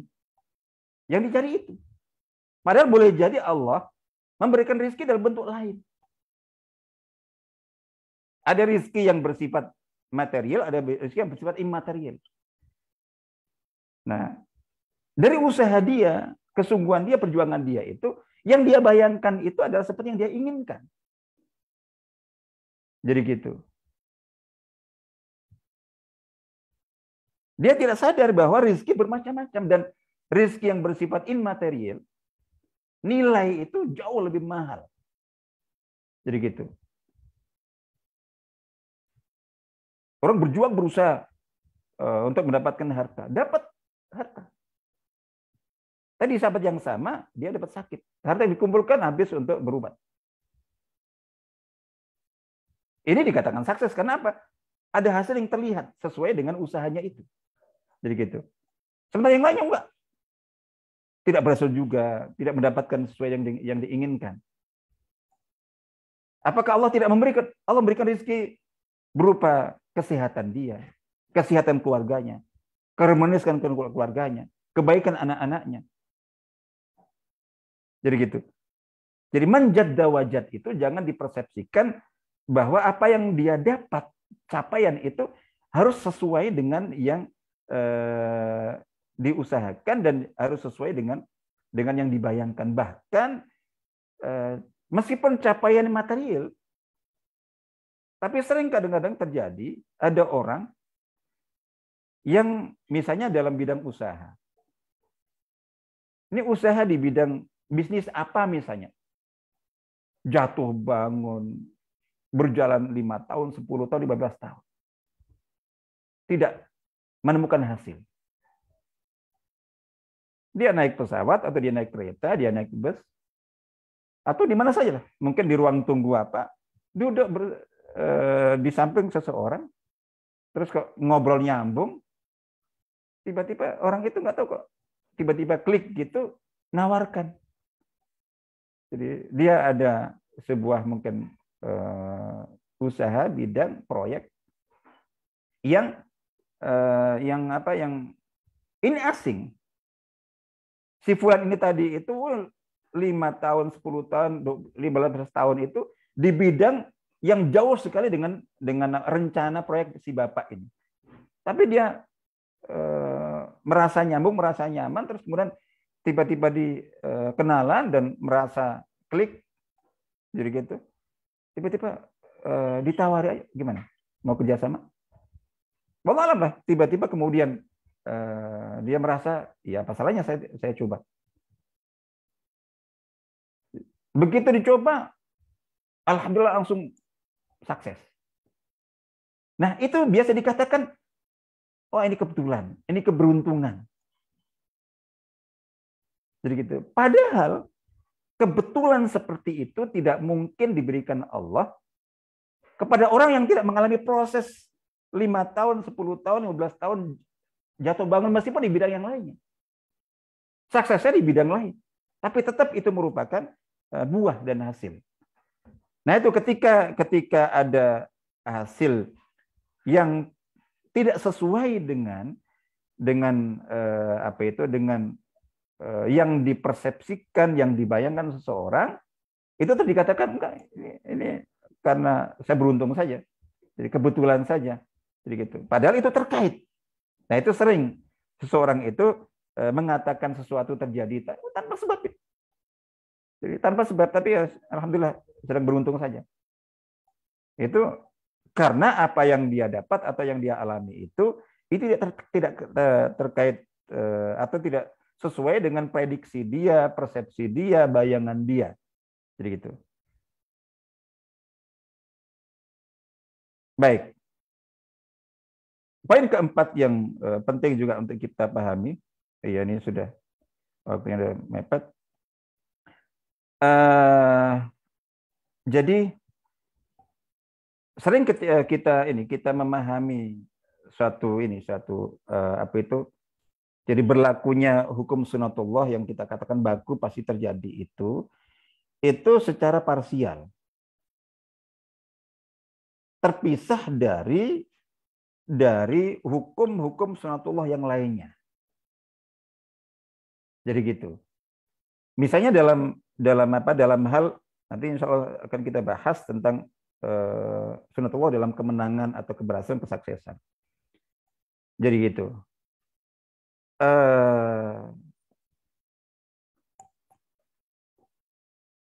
Ini sudah dari sisi faktor penyebabnya. Jadi usaha kerasnya, perjuangannya, tidak mengenal lelahnya, jatuh bangun dan tidak menyerah, semacam itu. Yang menurut kaidah sunatullah di bidang ini perjuangan semacam itu pantasnya sudah mendapatkan hasil. Tapi kok tidak? Kok tidak diberikan? Nah, jadi yang perlu dipahami bahwa hukum sunatullah itu kan tidak satu. Tidak hanya hukum kausalitas saja. Ada hukum pentahapan. Jadi gitu. Seseorang dalam bidang tertentu, kalau dilihat dari perjuangan dia sendiri, itu pantas dia berhasil. Tapi tidak jarang itu kemudian belum diberikan keberhasilan itu, kemenangan itu, kesuksesan itu. Karena apa? Karena ada faktor timing. Jadi, ada faktor marhalah. Ada faktor tahapan. Dalam bidang dakwah misalnya, itu kita mengapa ketika sahabat Khabbab bin Al-Arat waktu di Mekah dulu, ketika bersama Nabi di samping Ka'bah. Jadi ketika beliau mengalami yang dialami dan juga kaum mustad'afin disiksa, diintimidasi, disakiti oleh kaum musyrikin. Pol-polan terus mana beliau minta supaya Nabi berdoa saja. Dan doa Nabi mustajab. Doa supaya Islam dimenangkan, kaum muslimin dimenangkan, jadi gitu. Itu Nabi tidak memenuhi. Tidak langsung menyambut dan memenuhi. Apa sih susahnya doa? Jadi gitu. Jadi mengapa kok ada yang diberi kemenangan itu setelah 13 tahun berjuang, ada yang setelah 20 tahun berjuang, ada yang itu ada faktor-faktor lain, ada aspek-aspek yang lainnya. Ada sunatullah pentahapan. Ini belum tahapnya. Ada orang diberi kesuksesan ketika tidak sesuai dengan kondisi situasi, itu justru akan menjerumuskan dia. Belum lagi karena faktor kesiapan. Misalnya nanti insya Allah akan kita bahas, orang kalau dikehendaki baik oleh Allah, untuk kemudian diberikan kemenangan, kesuksesan, keberhasilan di satu bidang, dan dia sudah berjuang. Kalau dilihat dari perjuangannya, sudah pantas diberi kesuksesan. Tapi tidak Allah beri. Mengapa? Allah menghendaki kebaikan bagi dia. Kalau kemenangan, keberhasilan diberikan dia, di waktu itu, timingnya belum tepat, justru mungkin akan mencelakai dia, menjerumuskan dia. Jadi gitu. Ada orang berjuang, ada sunatullah ujian. Jadi gitu. Seseorang berjuang, si A berjuang dengan sungguh-sungguh, si B berjuang dengan perjuangan yang sama. Kalau dilihat dari perjuangannya, dua-duanya pantas untuk diberikan keberhasilan yang sama. Tapi mengapa berbeda? Ini diberikan, itu tidak. Jadi gitu. Itu ada keterkaitan dengan faktor kesiapan. Misalnya bahwa Allah mengendaki dua-duanya orang baik, dikehendaki kebaikan bagi keduanya. Cuman yang A ini siap kalau diberi kemenangan dan keberhasilan, si B Allah Maha tahu dia belum siap. Dia diberi keberhasilan semakin baik. Ini kalau diberi keberhasilan di waktu yang sama dengan si A, itu justru itu akan menjerumuskan dia. Bukankah ada orang yang baiknya itu ketika kaya, saat miskin bisa bunuh diri? Ada orang yang baiknya ketika miskin, begitu dikasih kaya langsung tol ke neraka. Nah, ada faktor timing. Ada faktor timing. Dalam perjuangan dakwah misalnya, mungkin dari sekelompok orang, Masya Allah ini pantas diberi kemenangan. Cuman kemenangan dakwah itu tidak bisa orang per orang, kolektif. Jadi gitu. Kalau umat keseluruhan belum siap, ya perjuangan sebagian itu ya belum diberikan hasil. Meskipun kalau dari sisi perjuangan dia, itu pantas diberi hasil. Tapi ini tidak bisa keberhasilan untuk dia sendiri. Itu perlu kolektif, kondisi. Yaitu ada faktor timing, faktor kondisi. Faktor ujian. Sunatullah ujian, diuji. Jadi gitu. Ada orang diuji dengan kemenangan, ada orang diuji dengan kekalahan. Jadi, nah itu kita kaitkan. Jadi jangan kita pahami misalnya bahwa dan kita terapkan, kita coba menerapkan sebuah hukum sunatullah seperti faktor ini tadi, itu secara tersendiri terpisah dari keterkaitannya dengan dengan hukum-hukum sunatullah yang lain. Yang mungkin menjadi penghalang. Jadi artinya bahwa kalau yang dikatakan kebaikan itu adalah ketika sinkron semuanya. Jadi gitu. Sinkron semuanya. Dari sisi timingnya, dari sisi jadi sunatullah ujiannya dan lain sebagainya. Insya Allah seperti itu. Jadi ada yang ini setelah perjuangan sekian lama sukses. Jadi gitu. Karena sebenarnya dalam hidup dia ibaratnya jatah ujian untuk dia sudah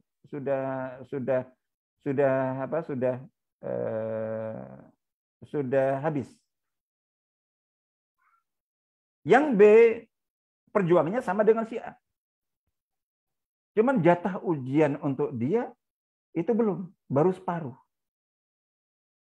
Misalnya seperti itu. Nah, ada faktor-faktor yang lainnya sehingga itu yang perlu kita pahami. Lalu kemudian ada ini. Jadi terkait dengan hal-hal yang terjadi, baik kondisi baik atau buruk, terus kemudian ketika dicoba untuk dicari kaitannya dengan faktor penyebabnya tidak ketemu sehingga dianggap tidak ada sebabnya itu, ini perlu kita pahami. Ada yang namanya selain faktor penyebab langsung tidak langsung, ini ada yang namanya faktor penyebab turunan. Atau dalam tanda kutip turunan atau warisan. Artinya seseorang itu mendapatkan kebaikan, itu ternyata ini merupakan warisan dari kebaikan orang tuanya, kakek neneknya. Itu ada. Sebaliknya ada anak dapat keburukan. Itu bukan dari apa yang dia lakukannya sebagai faktor penyebabnya. Tapi penyebab itu ternyata pembuat penyebabnya itu orang tuanya, kakek neneknya. Itu ada. Jadi seseorang atau suatu generasi itu mendapatkan akibat baik, hasil baik, buah baik, itu kalau kita cari dari faktor penyebab kebaikan yang dilakukan oleh yang bersangkutan tidak ketemu. Sehingga ini tanpa sebab. Jadi, terus dikembalikan umur nih karena nasibnya mujur aja. Itu ketika telusuri ini. Jadi ada buah baik itu, hasil baik. Jadi akibat baik itu ternyata itu faktor penyebabnya itu yang melakukannya, yang membuatnya itu adalah generasi sebelumnya. Jadi bapak ibunya, kakek neneknya, bahkan mungkin buyut moyangnya. Itu ada. Begitu juga akibat buruk. Jadi gitu. Akibat buruk terjadi itu bukan karena disebabkan oleh keburukan yang dilakukan oleh yang bersangkutan, oleh generasi itu, tapi ternyata ini merupakan akibat buruk yang penyebabnya, yang faktor penyebabnya itu yang membuatnya adalah generasi sebelumnya, bapak, ibu, kakek, nenek. Nah, yang nanggung anak cucu. Mungkin ada pertanyaan, loh, bukankah ada kaidah? Bukan ada kaidah dari ayat Al-Qur'an misalnya bahwa seperti dalam surat An-Najm ayat 39 misalnya, wa alaysal insani illa ma sa'a. Jadi dan seseorang itu tidak akan mendapatkan jadi balasan baik kecuali dari apa yang diusahakannya sendiri. Artinya bahwa ketika ada kebaikan, maka hasil kebaikan itu untuk dirinya, jadi gitu, bukan untuk orang lain. Terus kemudian apa itu dalam ini surat Fatir juga misalnya ayat 18, jadi wala taziru waziratu wazira ukhra, bahwa seseorang itu tidak menanggung dosa orang lain. Ini orang mendapatkan akibat buruk dari kesalahan dosa bapaknya, ibunya, kakek neneknya, buyutnya. Loh kok bisa? Jadi gitu. Kan saya tidak kok ikut menanggung. Jadi gitu. Terus kemudian tadi, ini kan yang berbuat baik. Kenapa kok yang mendapatkannya anak cucunya? Jadi gitu. Terus ayat surat Fussilat ayat 46, A'udzu billahi man amila shalihan falinafsihi wa man asa'a fa'alaiha. Barang siapa yang beramal saleh, maka balasan atau buah dari amal saleh itu untuk dirinya, untuk orang itu, bukan untuk orang lain. Jadi gitu. Dan barang siapa yang berbuat buruk, maka akibat buruk itu juga akan mengenai dirinya, bukan orang lain. Kok ini ada seperti itu? Jadi gitu. Nah, perlu kita ingat bahwa kaidah syar'i ini itu betul. Bahwa yang mendapatkan balasan baik dari kebaikan ya artinya pelaku kebaikan itu. Masing-masing orang akan mendapatkan balasan baik dari kebaikan yang dilakukannya, bukan yang dilakukan orang lain.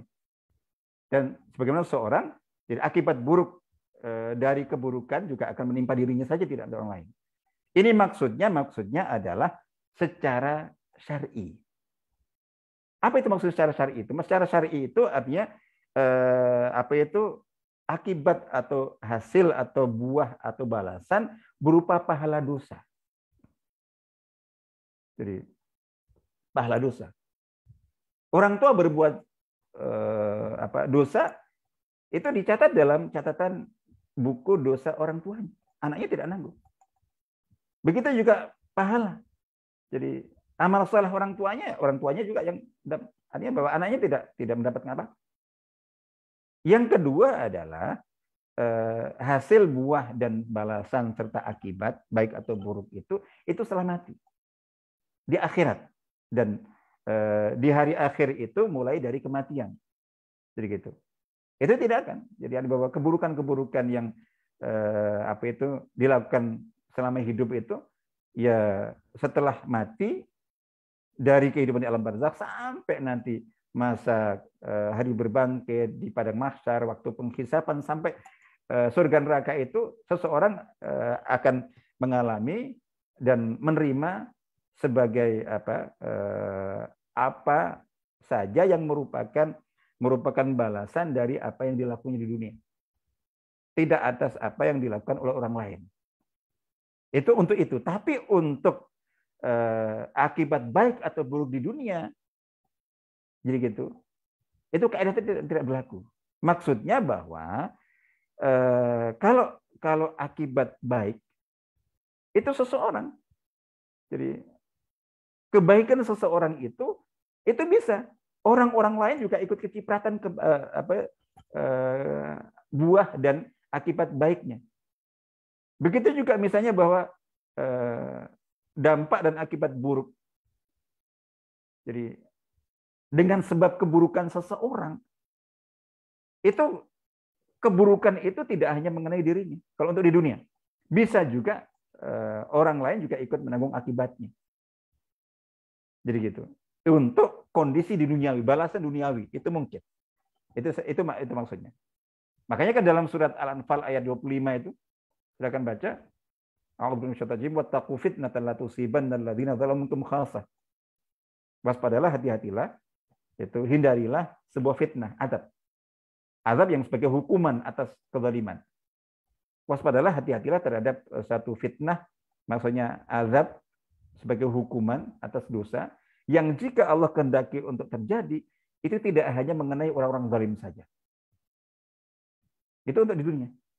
Jadi bukankah naudzubillah ketika terjadi kecelakaan, misalnya bis masuk jurang, yang kalau ditelusuri faktor penyebabnya ternyata faktor penyebabnya kesalahan supir yang ngantuk.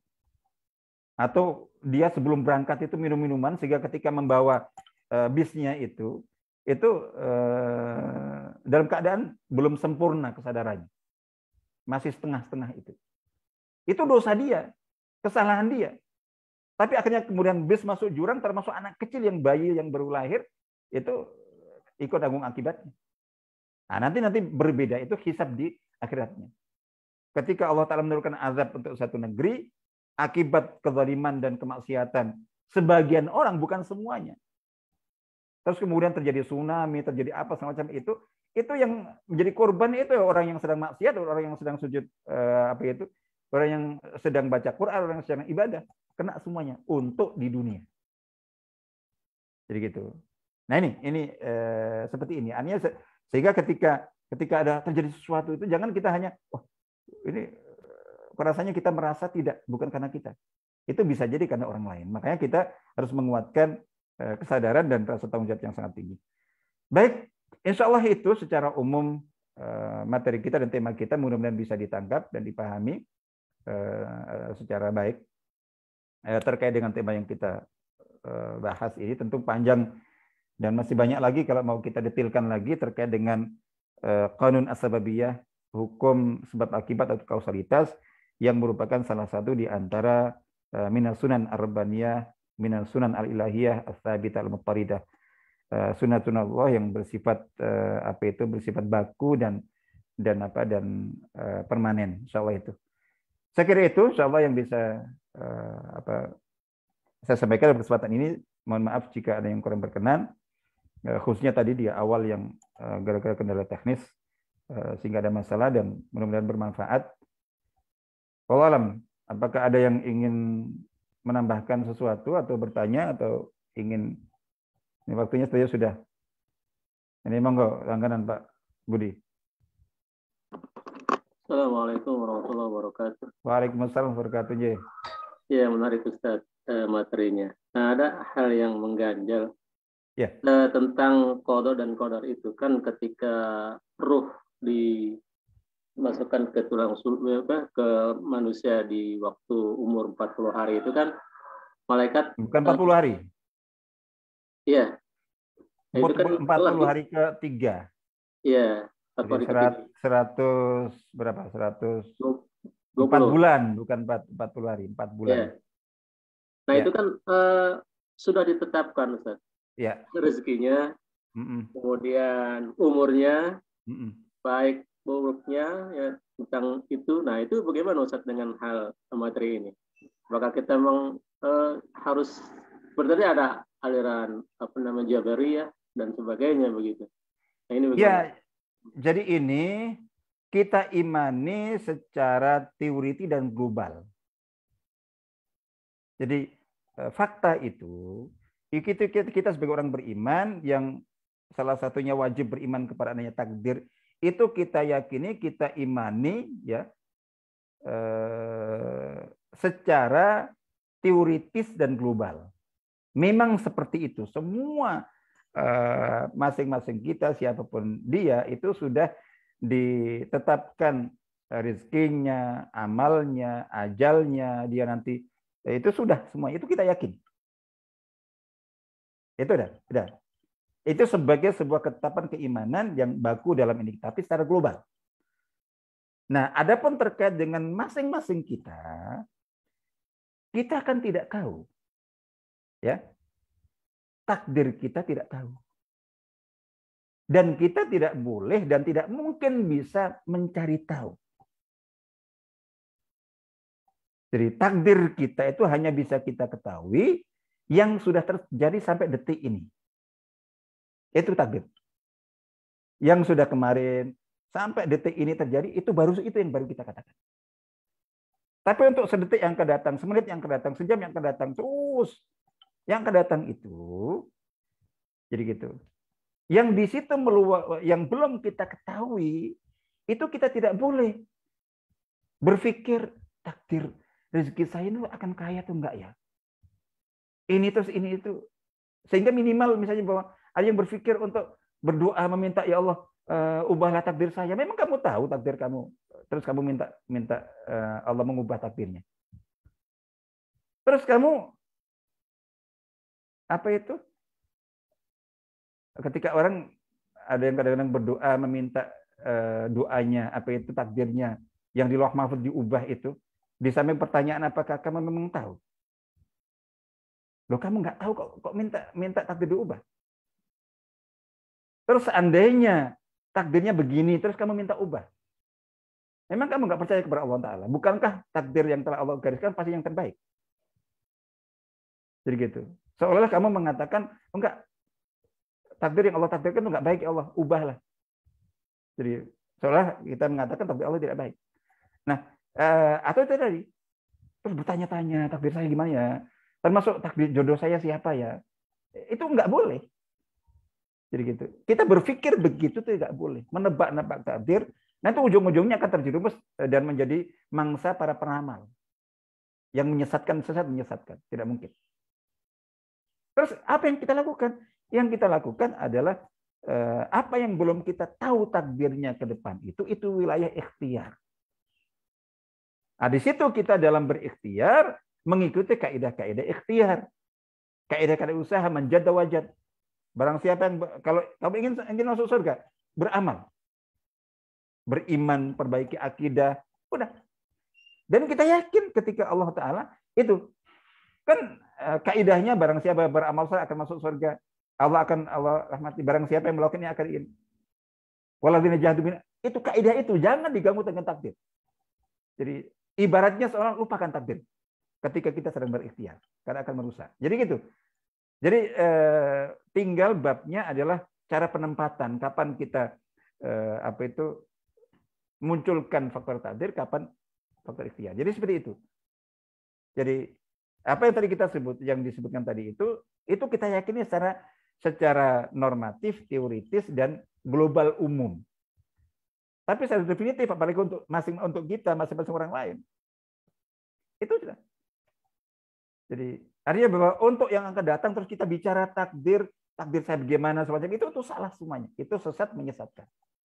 Nggak boleh kita bahas, itu udah rahasia Allah Ta'ala. Nggak mungkin kita tahu. Jadi terus apa yang kita di sini fokus apa yang belum kita ketahui takdirnya dalam rezeki, termasuk dalam jodoh. Jadi misalnya seseorang misalnya yang masih belum berjodoh, terus kemudian mungkin si fulan. Jadi si fulan atau si fulanah gitu. Itu bukan berpikir ini dia itu jodoh saya nggak ya di Lauh Mahfuz sana. Bukan begitu berpikirnya. Berjalannya ikhtiar secara syar'i dan kauni. Jadi, misalnya untuk calon, dia sesuai nggak secara syar'i? Kriteria jodoh, baik dengan calon suami atau calon istri, secara syar'i gimana? Jadi gitu. Secara syar'i gimana? Nah, itu seperti itu. Jadi gitu. Oh, memenuhi, insya Allah, secara umum. Terus secara kauni, lakukan usaha. Ikhtiar. Jadi gitu. Jadi, siapkan diri, terus kemudian minta ke keluarganya. Saat itu jangan berpikir, ini dia jodoh saya nggak di Lauh Mahfuz, udah jangan berpikir begitu, nggak boleh. Orang mencari rezeki, orang mau berangkat, itu jangan kita berpikir bahwa oh ini yang saya akan usahakan ini rezeki saya atau tidak, nggak boleh begitu. Itu salah cara berpikirnya. Fokus saja dalam usaha ikhtiar dan kita mengikuti kaidah ini ikhtiar dan menanamkan keyakinan bahwa yang berusaha akan berhasil, yang bermujahadah akan dimudahkan Allah Ta'ala, dan insya Allah akan sukses, itu fokus kita. Jadi makanya sering saya katakan bahwa ketika kita sedang sedang bicara tentang takdir, membahas rukun iman kepada takdir, maka bahaslah takdir, imanilah takdir, seolah-olah tidak ada ruang untuk ikhtiar. Seolah-olah. Sebaliknya, ketika kita sedang berjuang, berikhtiar, berusaha, maka berikhtiarlah, berjuang dengan ini, seolah-olah tidak ada takdir. Takdir ikhtiar ketika digabung, dicampurkan, itu yang menimbulkan kebingungan dan bahkan bisa menimbulkan kesesatan. Jadi insya Allah begitu. Jadi itu kaidah tadi yang kita sebutkan itu kita imani, kita yakini secara normatif, teoritis, jadi gitu. Tapi tentang takdir saya, takdir Anda, takdir siapapun yang masih hidup ini, Itu jangan kita bicara bagaimana itu. Udah, fokus saja. Gimana yang baik kita lakukan, bagaimana yang ini kita tempuh, dan sebagainya itu. Dengan keyakinan, insya Allah ketika kita melewati jalan kebaikan, berarti insya Allah ujung kita akan menjadi orang baik. Dan kita optimis, insya Allah kita menjadi ahli surga. Dan jangan diganggu, jangan-jangan saya ahli neraka. Itu sesat, menyesatkan pikiran seperti itu. Harus banyak ta'awud. Baik, insya Allah begitu. Ustaz, ada lagi satu.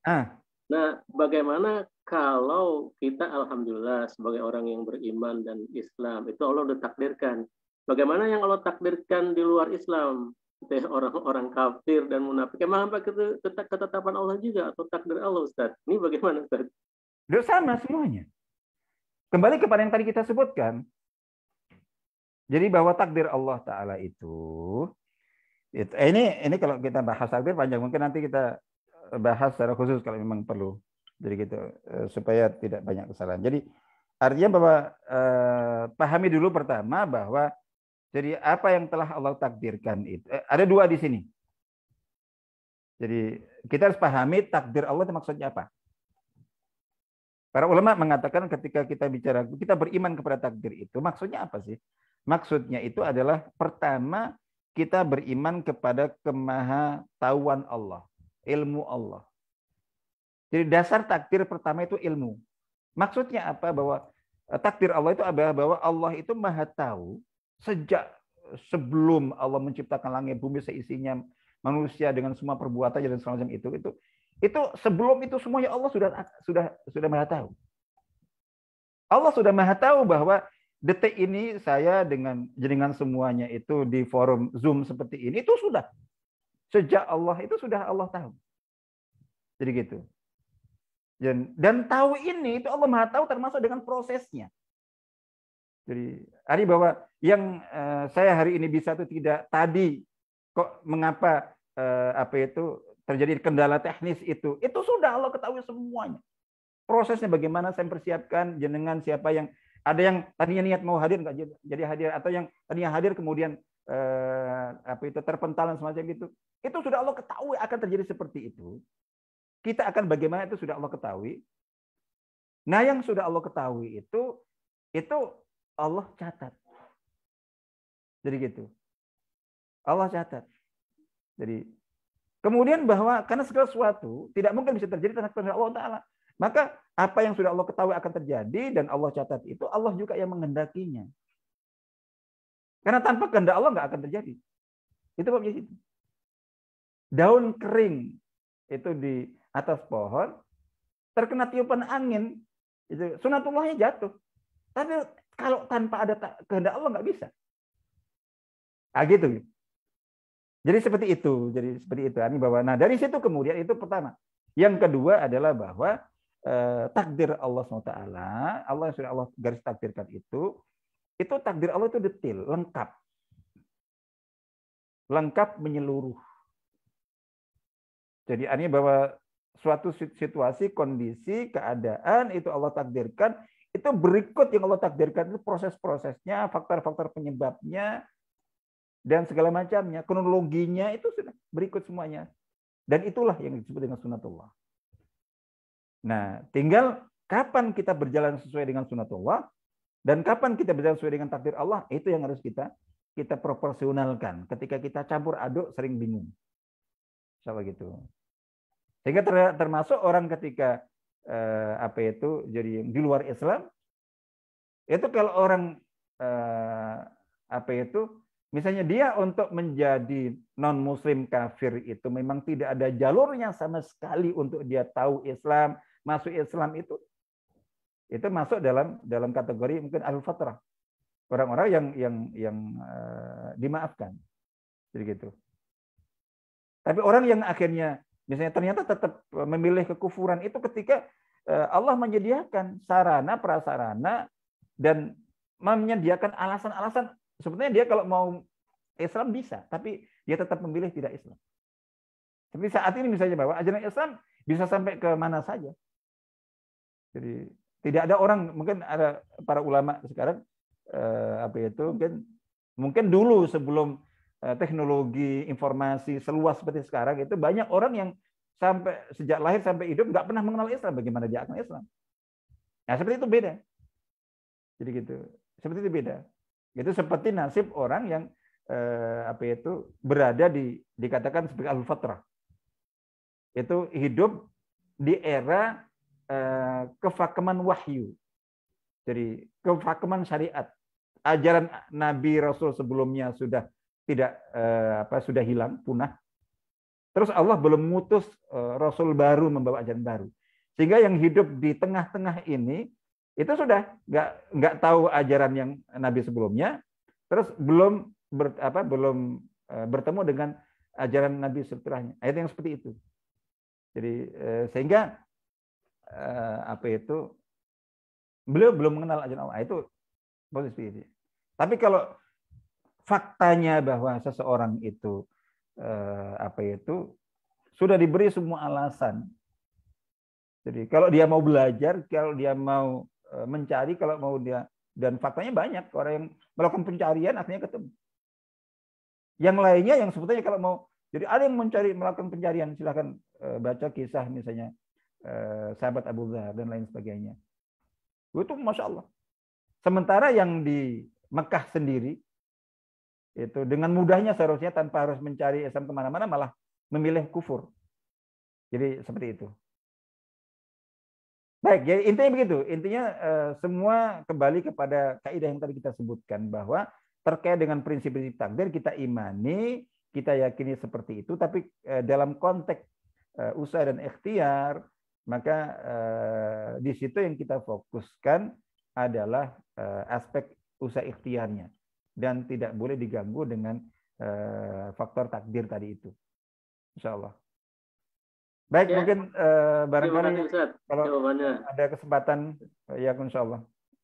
Mungkin suatu saat bisa kita bahas lebih jauh terkait dengan bagaimana cara kita mengimani takdir. Barakallahu fikum, saya kira kita cukupkan sampai di sini. Waktu kita sudah lewat. Semoga bermanfaat. Bermaaf, kita akhiri dengan doa kepada Allah Ta'ala, dan mari kita saling mendoakan, dan kita awali doa kita dengan membaca doa teragung dan doa yang paling mustajab dengan umul kitab bi barakatil Fatihah.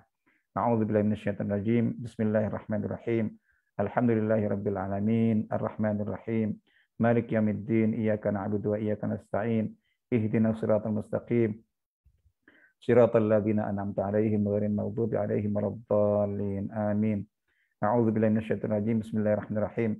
Allahumma shalli wa sallim wa barik ala sayyidina Muhammad wa ala ali sayyidina Muhammad walhamdulillahi alamin. La ilaha illa anta subhanaka inna kunna minadh dhalimin. Hasbunallahu wa ni'mal wakeel. Allahumma inna zalamna anfusana dzulman katsiran wa la yaghfiru dzunuba illa anta faghfir lana maghfiratan min indik warhamna innaka antal ghafurur rahim. Allahumma a'inna ala dzikrika wa syukrika wa husni ibadatik. Allahumma inna na'udzubika min jahdil bala wa darakis syaqa wa su'il qada wa syamatil a'da. Allahumma inna na'udzubika min zawali ni'matik wa tahawuli 'afiyatik wa fujaati niqmatik wa jami' sakhatik. Rabbana zalamna anfusana wa illam taghfir lana wa tarhamna lanakunanna minal khasirin. Rabbana atina fid dunya hasanah wa fil akhirati hasanah wa qina adzabannar. Subhana rabbika rabbil izzati amma yasifun wa salamun alal mursalin walhamdulillahi alamin. Wassalamualaikum warahmatullahi wabarakatuh. Baik, mohon maaf. Assalamualaikum.